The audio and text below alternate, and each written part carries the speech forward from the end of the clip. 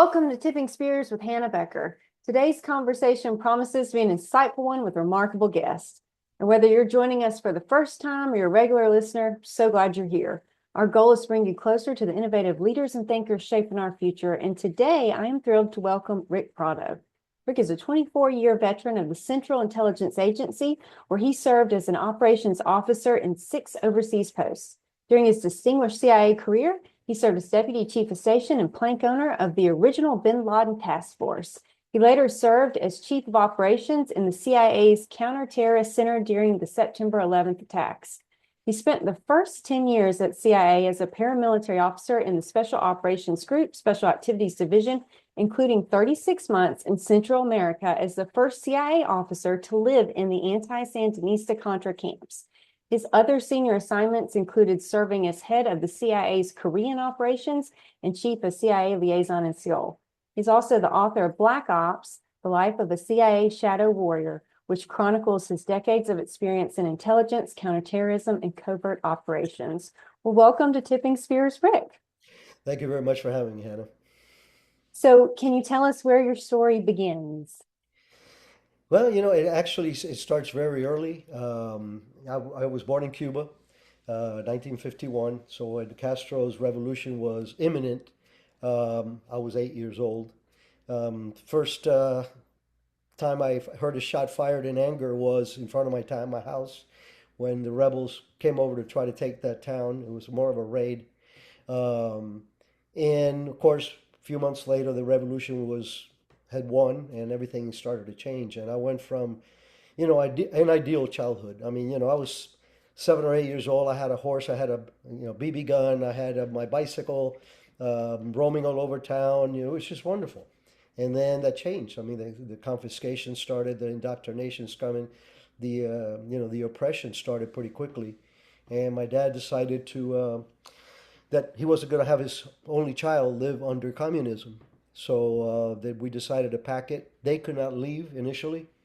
So I came out through a program called Peter Pan, which was by the Catholic Church.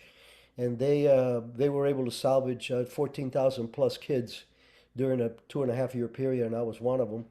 I went directly from Havana to Florida City for a week and then to Pueblo, Colorado to a Catholic orphanage. So that's where it all started.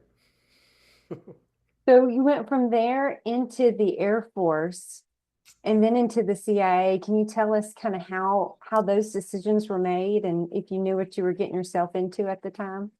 Well, you never know what you're getting yourself into.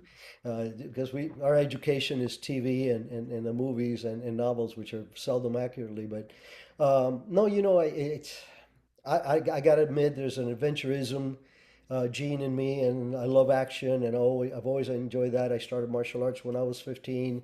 So, but primarily was when I graduated from high school is when I grew a conscience. I actually realized that I had a debt of honor to this wonderful country that took me and my family in with open arms. Um, so literally, after a particular event, which was the tipping point while I was in college, not even 6 months later, I went into the Air Force Pararescue, which is, as you know, is part of the Special Operations Command's forces. So, So was there a particular event or person that served as a catalyst for your career?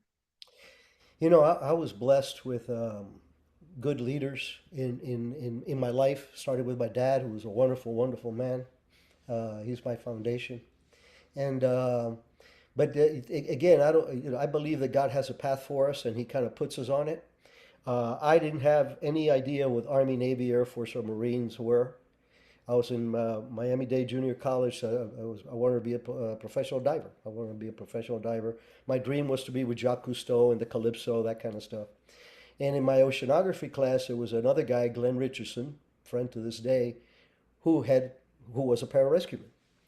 And we got to talking, and he took me to his house, showed me photos and everything else. So I think that was that entry. And to tell you the truth, my life would have not been the same if I would have joined any other service. It was just it was heaven sent for me to take that path because it kept leading and leading to other things. In pararescue, I had incredible mentors, primarily a gentleman named Wayne Fisk, who's a legendary, Sante Raid, Maya Guez, just 2 silver stars. And for some reason, he took a liking to me at age of 21. And to this day, many years later, we're still very good friends. And I enjoy the same thing in the agency. You know, my first boss, uh, Colonel Ray Doty, was jumped into Corregidor when he was 17. Green Beret, Vietnam. That was my first boss with the Contra stuff. And so on, Dewey Claridge and many others that came. Billy Waugh, another legendary Green Beret and CIA officer. So I was blessed with good managers, good leaders, and it's been a great ride. I know every journey, has its hurdles. What are some of the biggest obstacles you faced and how did you overcome them? Well, at least in the agency perspective, because I was single when I was in pararescue, balancing the family was the biggest challenge. I mean, yes, I was in danger posts. Yes, I was doing hairy stuff, but that was me. That was right up my alley. But learning to maintain that balance, um, if I was not working, I was home. There was none of this, let's go play poker with the boys on Thursday or any of that for me. So I always try to be there for my family, be there 100% while I was with them and as often as possible. But, my schedules are um, pretty hectic when you're working overseas. So, So you spent 36 months in the jungles of Central America, and you were the first CIA officer to live with the anti-Sandinista Contra camps. Can you tell us what that was like? yeah, Hannah, you've read Black Ops. I've had a pretty nice career with a lot of adventures, but I get this asked all the time, and this is number one. For a lot of reasons. First of all, it was my entry into the agency. Um, for the first 14 months of those 3 years, I was a one-man show. I was the only guy allowed in the camps because, again, I was there as a Honduran major, intelligence Air Force, and in alias, of course. And but later on, when you have time for introspection, I realized that the reason I felt so comfortable there, it was because now at the age of 30, I'm training and leading the fight against the same monster that destroyed my family and my first country. So it was very rewarding for me. I mean, I literally slept in a jungle hammock Monday through Friday for 3 years. And never once did I go, what am I doing here? On the contrary, it was also probably the purest mission that I ever had because of the people that I was dealing with. The Contras were not former military guys. They were not, these were all, you know, peasant, fighters from local. And it was so pure and rewarding to sit by a fire with these folks and ask them, why are you here?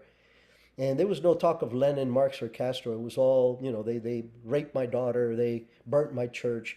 So it gave me purpose, but at the same time, I knew that I was giving a little payback.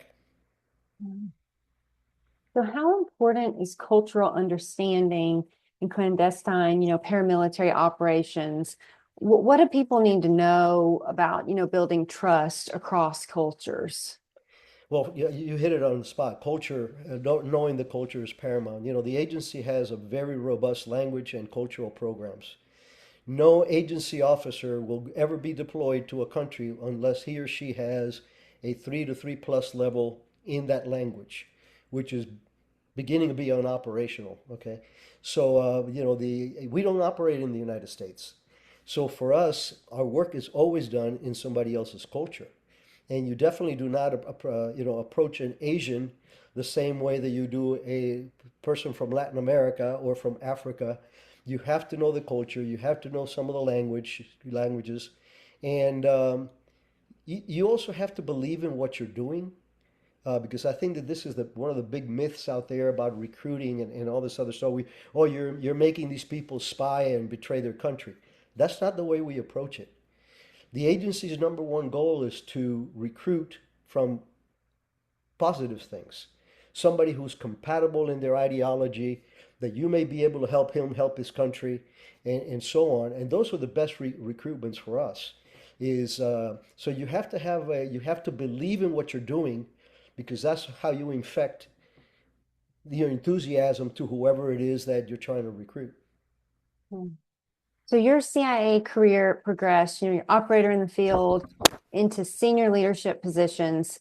How did you have to change as a leader when you went from, executing missions yourself to leading folks that are doing this? Well, actually, I didn't. Uh, really, honestly, I mean, I always was a leader in the sense that I never asked anybody to do something that I hadn't done before them. And I think the best example is when I made senior grade in the agency, which is our flag rank, is when I took over the Koreas, and this was a whole worldwide, Koreas program, and I was the agency rep to the NSC on anything that was Korea. So it was a big management job, but at the same time, I did two operations. One of them is in the book, where I compromised the North Korean and got him bounced out, and I tried to recruit him and everything else. So when you're doing that kind of stuff, it's very easy for me to turn over to my deputy or somebody down the row and go, I need you to do this, you know.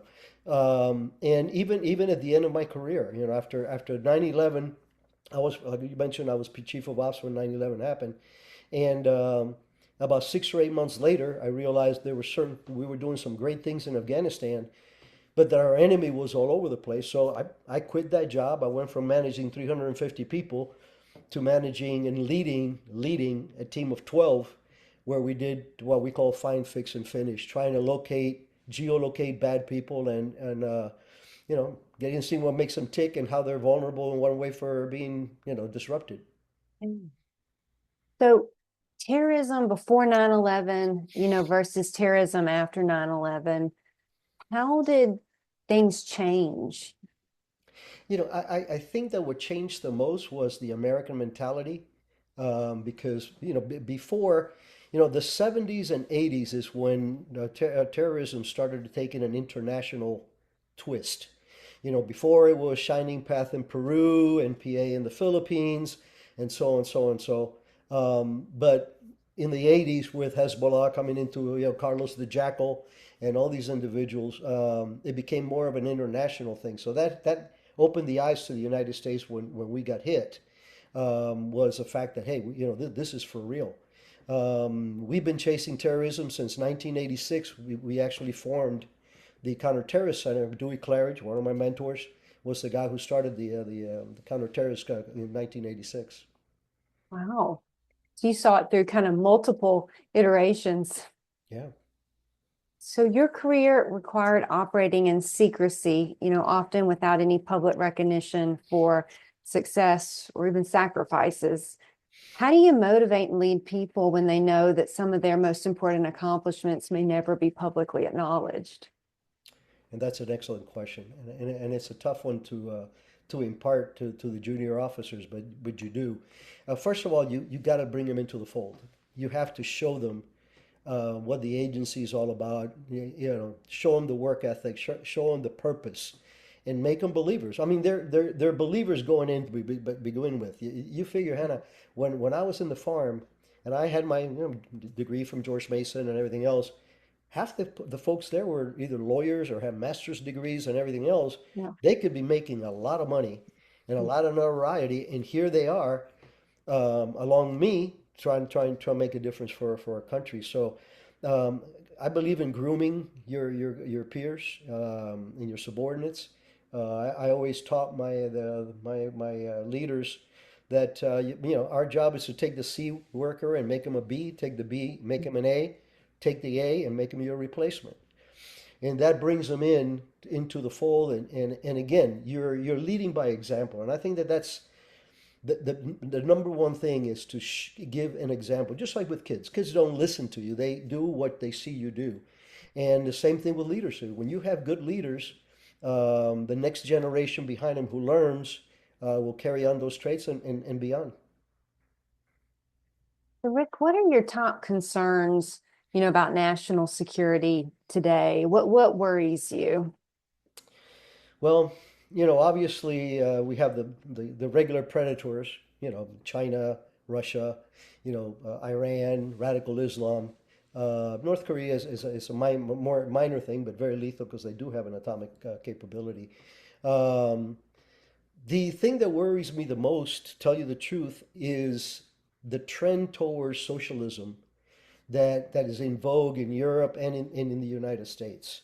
And my message has been, and this is the drum that I beat every chance I get, socialism is nothing more than a mask that communism uses to lure you into their trap.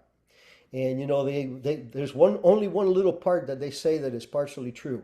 We're going to make you all equal. It's equally be miserable, except for the leaders who, as you see in Cuba, fly around in private jets, and their grandsons have boats, yachts in Paris and this kind of stuff. So for me, that trend and that mentality that socialism should be our next experiment, that scares me, because Hannah, name me one single country that had been a democracy of any sort that went communism. Cuba. Cuba in 1959, the standard of living in Cuba was incredible, third in the hemisphere. Venezuela, with all the oil and everything else. So, communism doesn't work. Socialism is a beautiful, heroic kind of thing, but it doesn't work either. So that's what scares me the most, that trend that I see, and the media is pushing that quite a bit too. Yeah. Well, you experienced it firsthand, the byproducts of Yeah, that. I ain't drinking that Kool-Aid, that's for sure. So, what career advice do you have for the next generation who are interested in serving our country?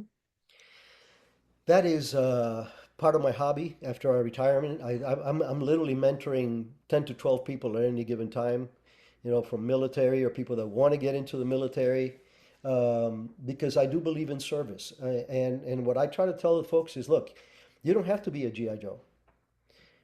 You can serve your country in so many different ways. First of all, the military has every profession except investment banking that exists in. If you want to be HR, if you want to be a mechanic, you want to be a pilot, you want to be a pilot mechanic, if you want to be, special forces, it's all there. And I think that when a person serves, he or she develops a pride, and that's something that is very, very important. For me, the things that are important for the young people to understand is freedom is not free. Appreciate what you have, because again, most of us don't know how good we have it in this country. Our problems are usually first world problems. My iPad doesn't work, kind of stuff. But the conscious decision to serve is such a God blessed thing, because you're focused on doing good. You're sacrificing to do good. It isn't just, look. You don't join the CIA to become a millionaire. Okay, Mhm. you're a government employee. I was a GS-10 in Virginia with a kid when I came out of the Contra stuff, and trust me, I had to iron my own shirts, and because I couldn't afford the laundry. So it is not for glamour. And going back to what we said earlier, bringing the fraternity into the fold, even after serving, like me, that's very important to me. And there's a lot of people that I've helped get into pararescue, SEAL teams, and a whole bunch of the agency. So, Well, Rick, do you have any parting thoughts or final words of advice for the audience today? oh yeah, that's a good one. Primarily, don't believe everything you read. Uh, Read more than the headlines. Read books rather than chat GTP, whatever. um, and understand. I mean, I wrote Black Ops for the single reason. And by the way, it took my bosses 5 years to get me to commit to writing a book. I never wanted to write a book. Cofer Black, who was chief CTC when I was his cops, was always on me for years. You got to write a book, and I wouldn't do it. And then again, time for introspection. I realized that the stars that we have on our wall at CIA, we have over 145 stars. And unlike the FBI and the military, we're microscopic compared to them in size, and we have 145 stars, and that's mostly from the Directorate of Operations. Okay, and a third of those are post 9/11. Mhm. That means that some of them, and I'm wearing the bracelet of two of them, I sent into harm's way. They were my folks.